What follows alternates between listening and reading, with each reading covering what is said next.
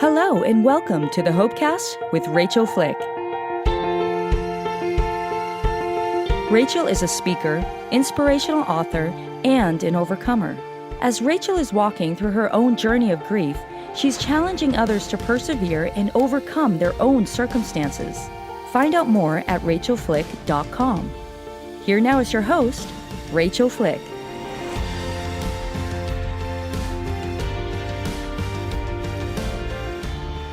Hi friends, welcome back to this week's episode of the Hopecast with Rachael Flick. You're joining me for a conversation in progress with my friend and fellow widow, Rachel Swasey. She lost her husband, Garrett, in the fall of 2015 in a line of duty shooting at Planned Parenthood, and has been an integral part of my healing community and the village that has walked alongside of me. And in the last episode, we were talking about a variety of things, including boundaries and how to handle new events and bring things that are calming and soothing in places of pain. So if you haven't listened to that episode, go back and listen to last week's episode and then come join us on this conversation. Rachel, thank you so much for joining me here on the Hopecast. So glad to be here. I love talking to you. I know. It's always so fun. I think the only reason that we ever finish is because you do have good boundaries and you have... You are a night owl and I like to go to bed at some time before 10. Yes.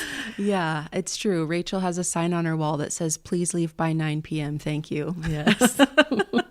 So I have no questions about when it is time to be about my business, my night owl self. But you've been so kind to me many nights that were hard and talking to me when you were sleepy. And so thank you for those long night conversations that we've had too. You know, I'm just thanking the Lord in this conversation with you because I remember meeting you, and the first time I met you, I was still living at my in-laws, and you came and you sat on the floor with me. And I remember you were like kind and soft and, you know, I'm happy to leave at any point. Like, don't let me be an imposition to you. I think you congratulated me for brushing my hair or something. That sounds familiar. And I just remember feeling like there was this element of oxygen in your presence, that you knew this kind of loss so well. When I felt I was still really shaken by the public persona piece and by people wanting me to speak at things and by people saying I'll never forget and getting half sleeve tattoos for Micah, who had never even met him, and just the power of the law enforcement community and being on the news. I mean, I was just absolutely rattled by all of that. And it felt so comforting to know that you understood that and were a little bit ahead of that journey. And then from that time, you're so good to do this, to consciously make a next time to connect. And I came over to your house with my kids, which was so brave, I felt like, for everyone, because my kids they didn't know that there was anybody else in the Line of Duty Kids Club, you know, and I remember you were so gentle with them and let them take a tour of your house so that they felt safe in your home, and showed them where all the snacks were and set them up with something fun, and just kind of let them lead in what they were willing to and able to do that day. And you and I went out on the porch. I'm so glad you're recounting this because I must have had widow fog. You know, we forget some things. And so I'm hearing this for the first time, just like your audience is.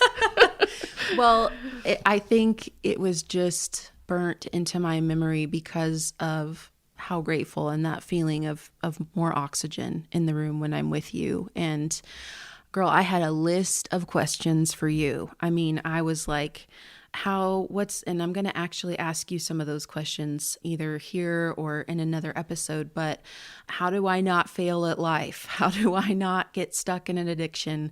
How do I handle my money? How do I handle other people's expectations of me? How do I, and I just had this list, and I was coming to you as an expert for this breathtaking experience that we've had. I really think that this experience that we've had is something that I'd recommend to anybody, not just law enforcement loss. I think finding somebody as close to your loss experience as possible is a great thing. Sometimes we like to keep so to ourselves with these personal matters, but I think if you can find somebody as close to, say, if you had a suicide experience or you were in the process of divorce before loss, anything that you can do to get close to somebody who's had a similar experience will help sort of normalize these feelings that you're going through. Oh, you felt that same way. I'm allowed to feel that same way. And I think that's the oxygen giving piece, is that we realize that other people are going to react just as strongly and have the same kind of issues that we've walked through. So yeah, it feels less alone. Yeah. And that's what I was thinking was, what felt so helpful was that you got the nitty gritty of the details that I'd experienced, but you were really my first widow friend. You were the first person that I had connected with. Other people had reached out, but just the chemistry between us and the ability to have easy conversation and felt safe asking you questions. You were one of the first people that I built a friendship with like that. And so I do recommend finding widow friends, widows, widowers, widow community. I'm in a group called Never Alone for widows, and it's for widows of all ages, but it especially leans towards younger widows with kids. And getting together, it's crazy how being in a room with 6 other widows can feel so refreshing when it's focused on moving through loss, not getting stuck in your grief or being embittered together, but by sharing your common pain, your common struggle, your common hope, your common, this helped me sleep when I couldn't sleep for 6 months, things like that. When you talk about a balm, that has been one of the biggest soothing places for my soul. I love how you said that a gathering of widows, you wouldn't imagine that it could be so uplifting, but we're also in that sacred space with other widows allowed to joke about things that are unholy in other environments that people would never. They're trying to not say these things to us, and we get to do some widow humor that gets a little edgy, but we all get it, and it's a great time to laugh. It would be completely inappropriate in any other right. setting. We will not tell those jokes here. We all laugh. Sure. Yeah, absolutely. And even things that would be too dark or too hard for other people, the details of a funeral or the things that came after or the decisions that we had to make. I talk about people who have the capacity to snorkel with us versus those who can scuba dive. And I feel like a lot of widows come with scuba gear and they're able to go deeper into those places with us and help us feel less alone. I think there's a great lesson in the loss circumstance, whether a widow or some other loss. I kind of hovered toward people who had experienced loss, any kind of loss, because they got the depth of emotion.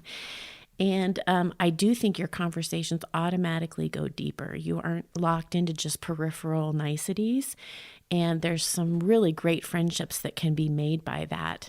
One thing that surprised me was gaining new friendships in loss.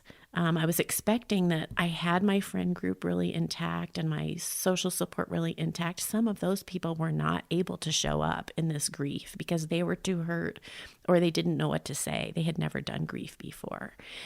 And there were people opposite that who were able to come into my grief experience and be friends and suddenly be a new depth level of friendship. So I think just as much as you can be afraid that, gosh, my relationship with my best friend I'm not getting what I need right now, they're not supporting me, you're going to have new friends who come along from your grief circle who are deep and special in a new way. Yeah. And I think that was one of the things that we talked about on your porch that day was I said, Rachel, one of the things that is so beautiful about sitting here with you is that you have allowed your grief to create the pearls of great price, that you have allowed wisdom to be formed in this pressure cooker of pain. And I had a friend who said, I know the price of this oil. And when you are making olive oil, you press and you grind and you extract from those olives. And the oil that comes from that really painful crushing process is highly valuable and has properties that you could never get from a single olive or a handful of olives by themselves. And I just want to thank you for being a good steward of your pain and that you have allowed it to become the pearl of great price. And I would love for you to talk a little bit about how to keep moving in grief and not get stuck.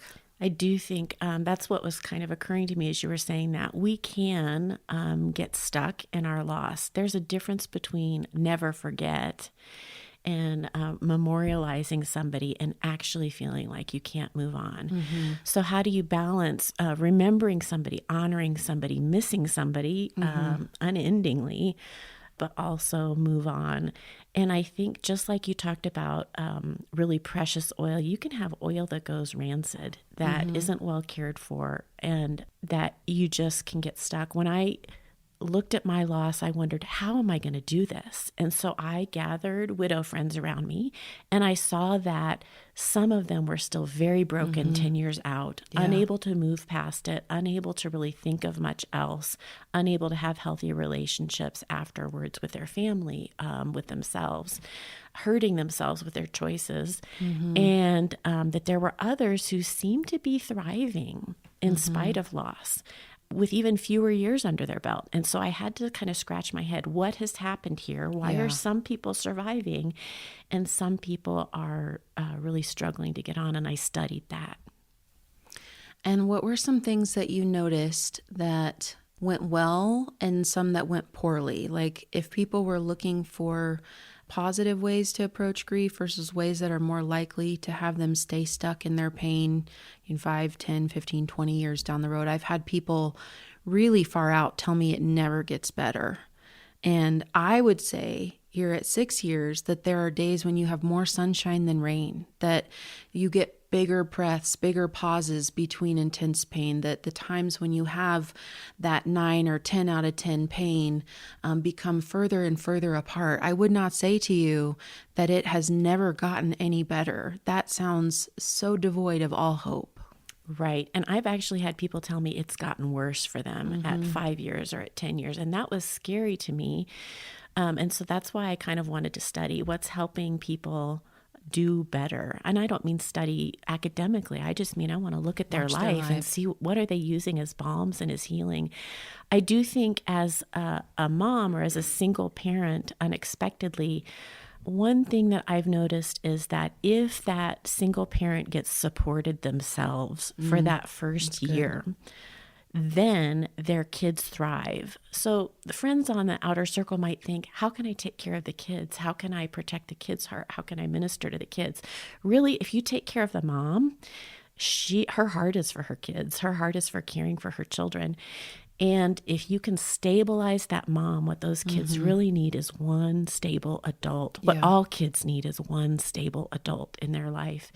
And so I think having a lot of support, accepting a lot of support, asking for help during that first year is really important, and trying those things that are balms for you, figuring out what your balms might be, what activities might you like to try to see if they help. And some you're going to try and toss out and say, gosh, I'm not good at canvas painting. But others you might think, that 10-minute walk did something for me that was magical. I better try that again tomorrow. Yeah, that's good. And I think, I would be doing people a disservice to not mention the healing power of Jesus. That at the end of the day, you can do all of the self-help and take 1,000,000 walks and get great pedicures. But if you don't have a healer bigger than yourself and an eternity to look forward to where he will wipe every tear from our eyes, that is a hopeless place. I think that can be hopeless. And I also don't want to scare anybody who doesn't know Jesus from thinking that you have to have Jesus all figured out. Jesus could be one of the things that you kind of explore and try as a balm. Yeah. Hey, does trying a church, if I've never been to a church, feel okay? Does that help me? Because having a hope community and a church community can be a balm for people.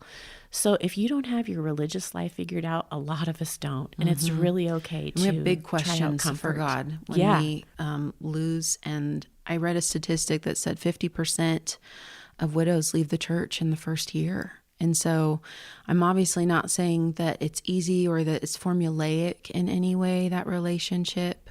I know mine wasn't. Yeah, it's a great comfort. And It's such agony that at the time that we're going through this huge life shift, we have to also be questioning, what are our beliefs? Is there a God? Is he a good God? Did he do this for a purpose? But those questions really come up. Your previous beliefs, whatever they were, get thrown into a blender and shaken up, and you get to see what really holds. So what really holds. So, you mentioned Jesus, and it says in Scripture that we can comfort people with the comfort we've been given.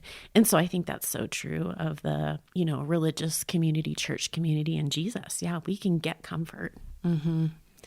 Yeah, I can't imagine having to go through the tragedy of loss without Jesus, because Jesus was a man of sorrows. He understood loss, and it's taken me a lot. And like Rachel said, it was like if all of my beliefs were on a Rolodex, because I'm, Gen X or elder millennial, whatever you want to call me.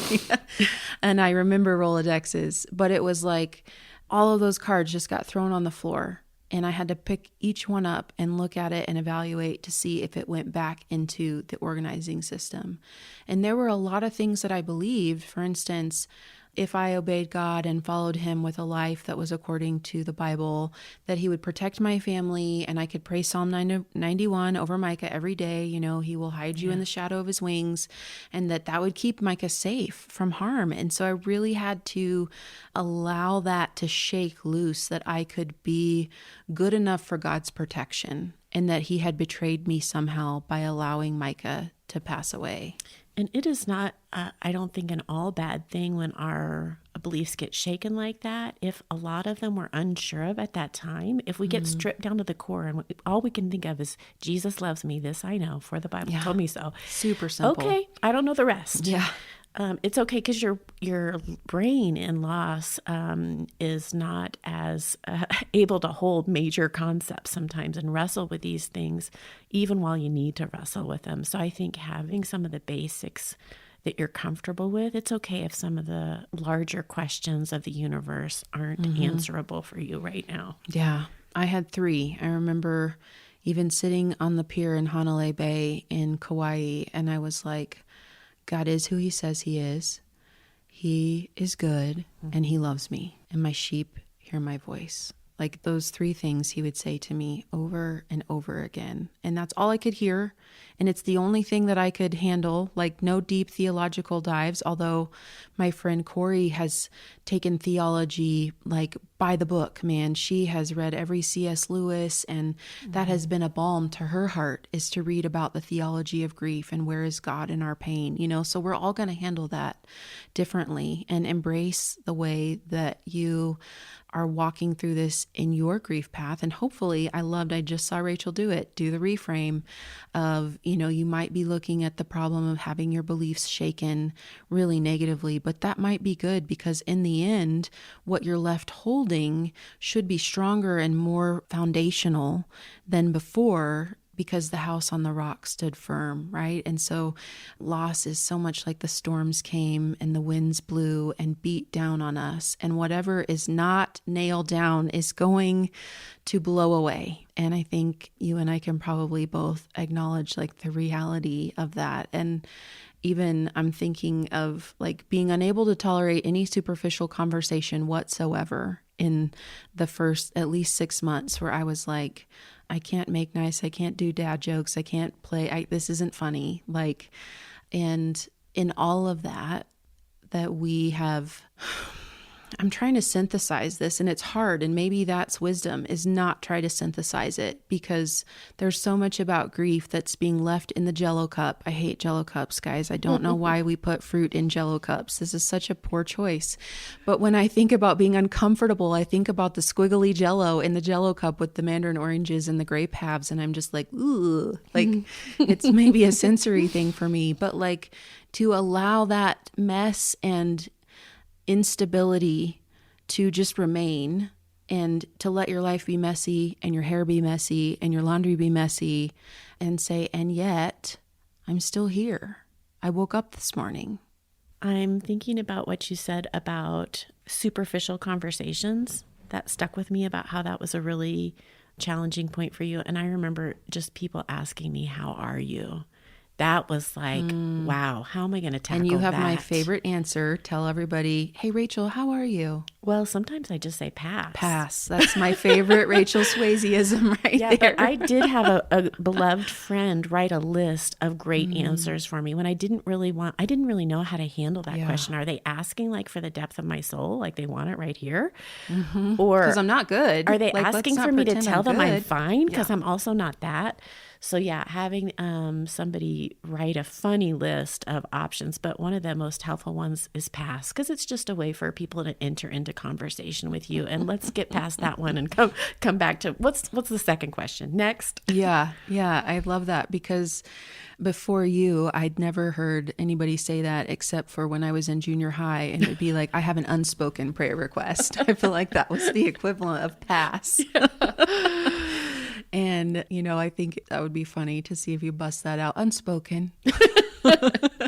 Just watch the person. That's something I think we as widows can step back and do, is watch people, because there is such discomfort with grief. And I think I felt a lot of pressure to help other people handle my loss. Like I knew that they were asking something that they didn't even want the answer to in that reality. And if they did want the answer, they didn't want to hear about how I had been snot crying on my carpet and what a mess it was. And, how poorly I behaved at that wedding that I shouldn't have even stayed at, right? Like they didn't want to hear that. We're sparing them that answer. Yeah. And so what have you done today, right? Like I also love when I have somebody who I know is in like a crisis situation, I'm like, red, yellow, green, how you doing? Or 1 to 10 if I feel like they're a little more articulate. A lot. I love that. Or sometimes I'll just ask for an adjective. Colors are great, but the 10 scale, I'll ask my kids that sometimes, scale of 0 to 10, how did school go today? Yeah. So it just starts, it's a different way of looking at the question. It's really, I'm looking for a little bit more. But I also don't need you to answer it just with fine. Well, and there's times too where, especially in public, when people ask you, how are you? And it's like, there's no way that I'm going to go around this room at this fundraiser for law enforcement and actually tell everybody how I am, right? And so there'll be times when I'm like, I'm okay. And I'm lying. I'm absolutely lying. And I can tell in their eyes that they know that I'm lying. Yeah, I struggled with that. I didn't want to lie. So pass was easier. Yeah, that was more truthful. It was just like, let's move on. But I just needed that social nicety to continue. Like, it wasn't that I didn't want to talk to them at all. I just didn't want to talk to them about my grief. Yes. And I really appreciate the people who are brave enough, though, to come up and ask. And so I just want to encourage people who are afraid of doing or saying the wrong thing. It's okay to make mistakes. Like the first time, okay, this is one that I really want to ask you. How did you drop the widow bomb in like the weeks and months following Garrett's loss to someone who didn't know your story? I think that's one piece that I probably didn't encounter that much. Okay. Because it was a lot of notoriety, or it was on the news, and because I had such support around me, everybody kind of knew. So I struggled later when my kids came home from school, having gone to a new school, dealing with people who didn't know. I didn't know they were having to wade through that conversation at school when somebody would ask them, what does your dad do? Boom, right there. And I did not know how to have that. I didn't know they were going to be wading into that conversation at all. I think if I recall somebody asking, where is your husband? I think sometimes I did actually lie. Oh, he's not here right now. Well, I guess that's sort of true. He's in the cemetery. He's in heaven. He's Once I got to a funnier else. place, I could say, gosh, I sure wish he could be here. If they'd say, is your husband coming? I sure wish he'd get here because he could really help me with carpool about now. But yeah, I think there have been some rough conversations. Just the other day, the piano tuner came over.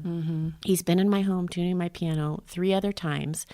And this time he looked at me and he said, does your husband have a socket wrench I could use? And I haven't had to handle that question well. And so I just looked at him and I said, well, he's dead. And that was it. I didn't say anything else. It just hung in the air. He was shocked. I was shocked. And so sometimes these conversations, there's just no polite nicety for him to recover. And I just wasn't fast enough to help him recover. So some of those conversations are awkward, and it's okay that it's awkward. And then later he said, could he borrow my socket wrenches? And I said, I'll be glad to get those for you. It took him a while to come back around to the new question. It did. So yeah, sometimes there's just awkward. It's awkward and sometimes painful. The first person I encountered was the girl at the Buckle selling me jeans because I didn't eat for about 18 months after Micah died. And so I needed new pants. And she asked me, oh, what are your plans? What are you doing? And I was traveling to England, and I tell her that. She's like, oh, is your husband coming with you? And I was still wearing my wedding ring. Everything was really fresh. And I was like, oh, he's dead. That's exactly it. That poor girl, I mean, her eyes just got wide as saucers, and both of us, same thing. Just the air in between us was like, how do we recover? I think I went in the dressing room and tried on some pants and let her go fold some shirts. Yeah, and you're not responsible for helping people feel comfortable. They are sometimes going to feel uncomfortable. And you're right. We still want them to wade in. We still want to have conversations with people. So it's great if they're courageous and have a conversation that's a little risky for them if they're not sure what to say. That's good. Okay, speaking of risky conversations, I would like to take next week's episode to wade into risking dating. How do you feel about that? Oh, I'm rubbing my hands together. You know that you and I have talked about this more than any of my other friends probably, and it's on our minds. Yeah. Okay. Well, friends, I just want to say thank you to Rachel and for her authenticity and the ways that she has stewarded her grief in order to be able to hand out pearls or show pearls of wisdom of great price to others. And I'm just continually thankful for her. And I know that you all listening today are thankful for her and her faithfulness as well. Friends, if this conversation has blessed you and you know somebody else that would benefit from it, would you share it with them? That helps us get the message of hope and resilience out to more people who are walking this road of healing. And I just want to thank you so much for coming alongside of me in my healing journey as well and being a part of that and watching the Hopecast grow. I can't believe we've been doing this for over 3 years now. Would you rate, review, and subscribe to the Hopecast? And I will connect with you next week in this ongoing series conversation with Rachel Swasey. This has been the Hopecast with Rachael Flick. You've been listening to the Hopecast with Rachel Flick. To find out more, go to rachelflick.com. While you're there, you can book Rachel for your next speaking engagement. Her inspiring message will be sure to engage and touch the heart of your audience at your next conference, church event, or business function. Go to rachelflick.com to book her today. While you're online, you can discover more information about all of the platforms that this podcast is on. Also, be sure to click on the social media icons at the top of the page, and you will be directed to Rachel's social media sites. If you listen to the show on Apple Podcasts, we would appreciate if you would subscribe and leave us a review. Well, that's all the time we have for this episode. Thanks for joining us, and we will see you next time for another edition of the Hopecast with Rachel Flick.